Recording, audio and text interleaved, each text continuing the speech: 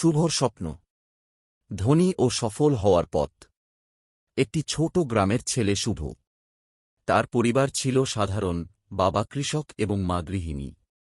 ছোটবেলা থেকেই শুভর পড়াশোনার প্রতি ছিল প্রবল আগ্রহ, কিন্তু তার পরিবারে আর্থিক সংকট সবসময় তাকে এক ধরনের বাধার সম্মুখীন করত।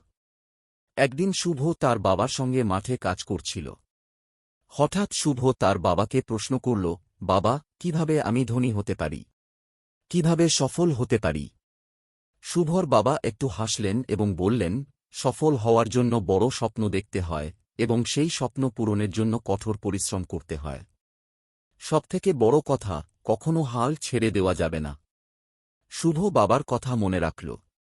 সে পড়াশোনায় আরও মনোযোগী হল। গ্রামের স্কুলের পরীক্ষায় সে প্রথম স্থান অধিকার করল এবং বৃত্তি পেয়ে শহরের একটি নামকরা কলেজে ভর্তি হল। সেখানে সে রাতদিন পরিশ্রম করে পড়াশোনা চালিয়ে যেতে লাগল। কিন্তু শহরের জীবনে টিকে থাকা সহজ ছিল না। টিউশনি করে নিজের পড়ার খরচ চালাতে হতো। কখনো কখনো না খেয়ে রাত কাটাতে হতো। তবুও শুভ কখনো হাল ছাড়েনি।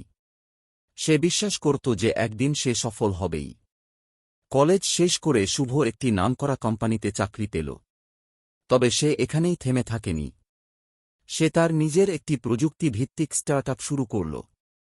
প্রথম দিকে অনেক চ্যালেঞ্জের মুখোমুখি হতে হয়েছে, কিন্তু তার ধৈর্য এবং পরিশ্রম তাকে সফলতার দ্বারপ্রান্তে নিয়ে গেল। কয়েক বছর পর শুভর কোম্পানি কোটি টাকার ব্যবসায় পরিণত হল। সে তার গ্রামের স্কুলে একটি ফান্ড গঠন করল যাতে গরিব ছাত্ররা পড়াশোনার সুযোগ পায়।